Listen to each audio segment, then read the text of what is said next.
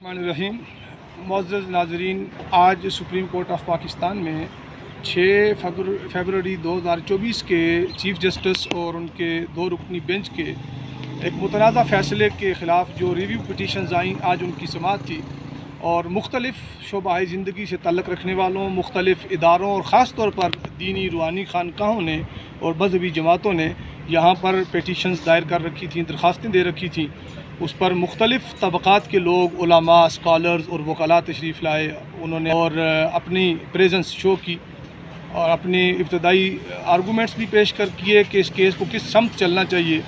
हम तहरीक मिनाजुल कुरान के प्लेटफार्म से यहाँ हाज़िर थे। Legal commission on blasphemy Pakistan की बड़ी तादाद में वकला और उसके ज़िम्मेदारान और उन्हीं की ये बेसिक एफ़र्ट है, उसके ऊपर बहुत सारे वकला और स्कॉलर्स यहाँ हाज़िर थे।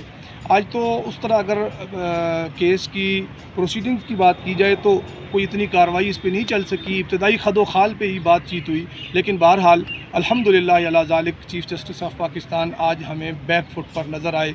उन्हें कुछ अंदाज़ा हो गया है या वो ये सोचने पे मजबूर हो गए हैं कि हमें इस्लाम पे बात करते हुए अपनी पोजीशन को देखना चाहिए, क्योंकि उन्होंने तस्लीम किया कि मैं इस्लाम के बारे में ज़्यादा कुछ नहीं जानता। जब आप ज़्यादा जानते नहीं हैं तो आप इंटरप्रिटेशन कर रहे हैं कुरानी आयात की, और वो भी ऐसी कि जो इससे पहले तारीख़ में किसी ने नहीं की।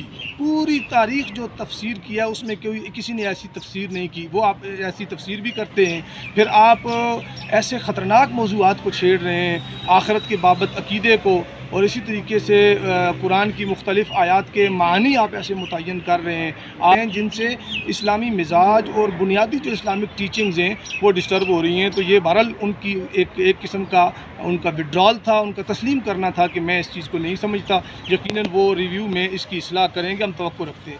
दूसरी बात, उन्होंने इस बहस को किसी हद तक डाइवर्ट करने की भी कोशिश की कि मुसलमान की तारीफ़ क्या है, कुरान की किस आयत में है। हम आए थे बेसिकली कुरान और सुन्नत की सुप्रीमेसी तो है ही है, उसकी गारंटी तो हमारा आइन देता है। हम तो आए थे कि आइन और कानून से भी आपका फ़ैसला मुतसादम है, इस्लामी तालीमात से भी आपका फ़ैसला मुतसादम है। तो आप हर 2 एतबारात से अपने फ़ैसले को रेक्टिफ़ाई करें, इसको आप रिव्यू करें, नज़र षानी करें और इसमें जो इबहामात हैं, जो तज़ादात हैं, उनको दूर करें। कोई इतनी बड़ी बाहर निकल के मैं देख रहा था बहुत सारे लोग उसको बड़ी डेवलपमेंट करार दे रहे थे, कोई इतनी बड़ी डेवलपमेंट नहीं है। आज सुप्रीम कोर्ट ने 2 हफ़्ते का तकरीबन टाइम मज़ीद दिया है कि अगर मज़ीद भी लोग अपनी रिटन कोई रहनुमाई जमा करा सकते हैं तो बाद में बुला के उनकी आरा पर सवाल जवाब भी हो सकते हैं और उन्होंने मज़ीद तफसीली उनका व्यू पॉइंट भी सुना जा सकता है।